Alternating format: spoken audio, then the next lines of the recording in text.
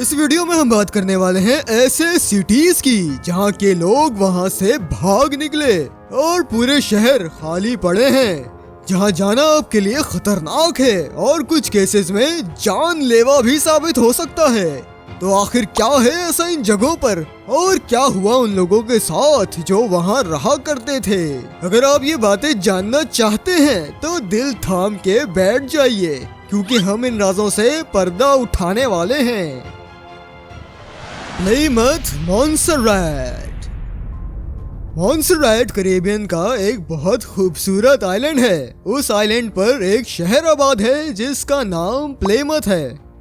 1990s में यहाँ तकरीबन 4000 लोग रहा करते थे, लेकिन 1995 में सबको ये आइलैंड खाली करने के आदेश दे दिए गए, क्योंकि वहाँ पर एक बहुत बड़ा वोल्केनो है जो कि कभी भी इरप्ट हो सकता था।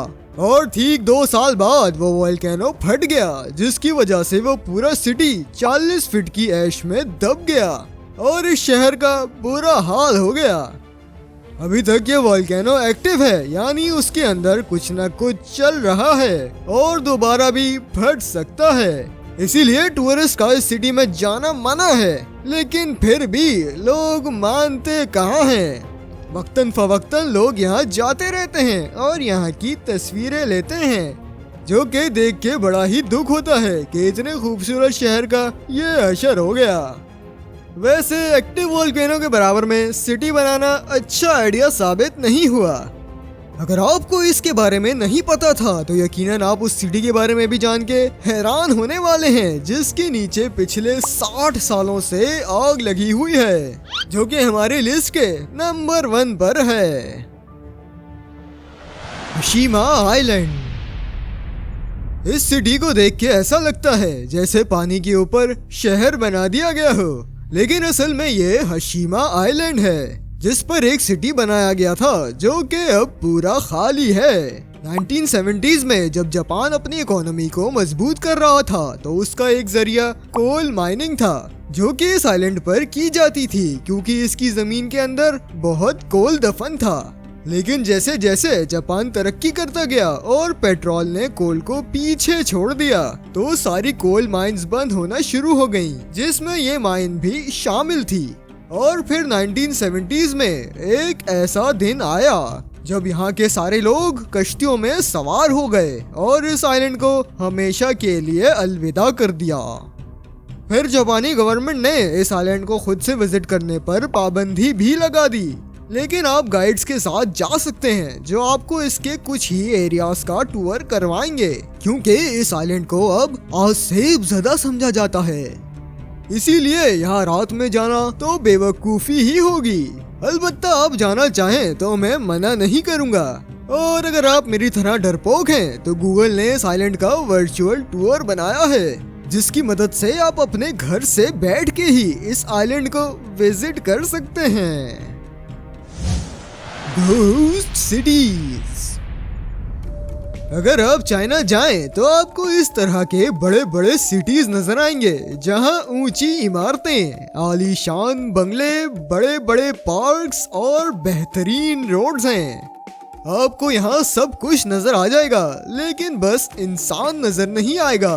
और ये सिर्फ अकेला ऐसा शहर नहीं, बल्कि चाइना में तकरीबन 50 ऐसे शहर हैं जिनको घोस्ट सिटीज के नाम से जाना जाता है। तो क्या यहाँ भूत हैं? वेल, ऐसा नहीं है। असल वजह यह है कि चाइना का ये मानना है कि रियल एस्टेट प्रॉपर्टीज बनाने से वो अपनी इकोनॉमी को और मजबूत बना सकते हैं और प्रॉपर्टी की कीमतों को अपने कंट्रोल में रख सकते हैं। कहा जाता है कि चाइना में 70 मिलियन खाली अपार्टमेंट्स हैं, लेकिन उसके बावजूद कोई वहां जाके रहना नहीं चाहता, क्योंकि अगर उन इलाकों में आपके साथ कुछ होता है तो आपकी मदद करने के लिए वहां कोई मौजूद नहीं, ना ही कोई सिटीजन और ना ही पुलिस। और दूसरी बात यह है कि इन सिटीज में से बहुत सारे अभी अंडर कंस्ट्रक्शन ही हैं, जिसकी वजह से आपको नहीं पता कि कब आपके सर पर कुछ गिर जाए या आप कब किस गड्ढे में गिर जाएं। इसीलिए इन सिटीज को अकेले विजिट करने मत जाइएगा। प्रिप्याट, यूक्रेन। 1986 प्रिपियाट यूक्रेन में एक बहुत खौफनाक वाकया पेश आया। जी मैं बात कर रहा हूँ चेरनोबिल इंसिडेंट की, जिसमें यहाँ पर मौजूद न्यूक्लियर प्लांट फट गया था और पूरे इलाके में रेडिएशन फैलने लगी थी। उस मौके पर पूरा शहर खाली करवा दिया गया था, जिसमें 50,000 लोग रहते थे। जब फैलती हुई रेडिएशन ने उनकी जानें लेना शुरू कर दी, तो वहाँ के शहरियों को अपना सारा साजो सामान छोड़कर ये शहर खाली करना पड़ा। सुनसान और वीरान पड़े हुए इस शहर में अब बस एक ही जिंदा चीज है, और वो है पेड़ पौधे। और अभी तक यहाँ रेडिएशन का असर है, जिसकी वजह से कोई यहाँ थोड़ी देर चहलकदमी तो कर सकता है, लेकिन यहाँ मुस्तकिल रह नहीं सकता।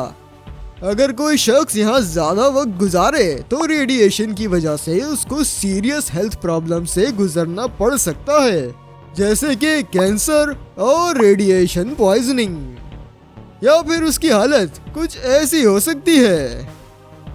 एक्सपर्ट्स ने कैलकुलेट किया है कि इस शहर को वापस रहने के काबिल बनने में 3000 साल लगेंगे, और वो प्लांट जिसमें धमाका हुआ था उसकी रेडियो एक्टिविटी खत्म होने में 20,000 साल लगेंगे। वैसे उम्मीद ये है कि उस वक्त तक इंसान मार्स पर शिफ्ट हो चुके होंगे। सेंट्रालिया पेंसिल्वेनिया। सेंट्रालिया पेंसिल्वेनिया एक कोल माइनिंग सिटी था, जहां टोटल 14 कोल माइंस थी। इस शहर में 2,500 लोग रहा करते थे, लेकिन 1960s में जब कोल माइंस बंद होने लगी तो लोग ये शहर छोड़कर जाने लगे, और यहाँ सिर्फ 1000 लोग ही बच गए, जो कि इस सिटी को मरता हुआ नहीं देखना चाहते थे। लेकिन वो लोग थे बड़े ही बदनसीब। हुआ कुछ यूं कि 1962 में एक लैंडफिल को साफ करने के लिए टाउन के रहने वालों ने फायर फाइटर्स को बुलाया, जिन्होंने उसमें आग लगा दी ताकि काम आसान हो जाए। वैसे तो सुन के हैरानी होती है कि फायर फाइटर्स तो आग बुझाते हैं, इन्होंने तो लगा दी। लेकिन पहले कचरा हटाने का यही तरीका इस्तेमाल किया जाता था, लेकिन इस दफा फायर फाइटर्स ने ऐसी आग लगाई जो अब तक जल रही है। जब उन्होंने मलबे में आग लगाई तो वो आग बढ़ते बढ़ते कोल माइन तक जा पहुंची, और अगर इस सिटी के अंडरग्राउंड मैप को देखें तो नजर आता है कि पूरे शहर के नीचे कोल माइंस का जाल है, मतलब सब एक दूसरे से जुड़ी हुई हैं। फिर वही हुआ जिसका डर था, पूरे शहर के नीचे आग फैल गई जो उनके बुझाने से ना बुझे।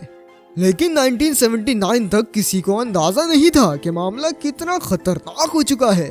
वो तो जब एक पेट्रोल पंप ओनर ने अपने अंडरग्राउंड फ्यूल टैंक का टेम्परेचर मेजर किया तो उसकी आंखें यह देख के फटी रह गईं कि टैंक में मौजूद फ्यूल 77 डिग्री सेंटीग्रेड तक गर्म हो चुका है, जो कि किसी बड़े हादसे का सबब बन सकता था। फिर 1981 में एक जगह जमीन धंस गई, जिसमें एक बच्चा मरते मरते बचा। इसके अलावा शहर में कई जगहों पर कोल माइन से निकलने वाली जहरीली गैसेस फैलने लगी। इन सारे वाकयात को देखते हुए यूएस की गवर्नमेंट ने लोगों को वहां से रिलोकेट करना शुरू कर दिया, लेकिन अभी भी वहां 5 लोग रहते हैं और शहर जल रहा है। अगर आपको ये वीडियो पसंद आई हो तो सब्सक्राइब करना मत भूलें, और साथ ही साथ बेल आइकन को भी दबा दें ताकि फ्यूचर में आने वाली ऐसी वीडियो से आप बाखबर रह सकें। आपको इनमें से सबसे खतरनाक सिटी कौन सा लगा, या आपका कभी ऐसी जगहों पर जाना हुआ हो तो कमेंट सेक्शन में जरूर बताएं। And thanks for watching.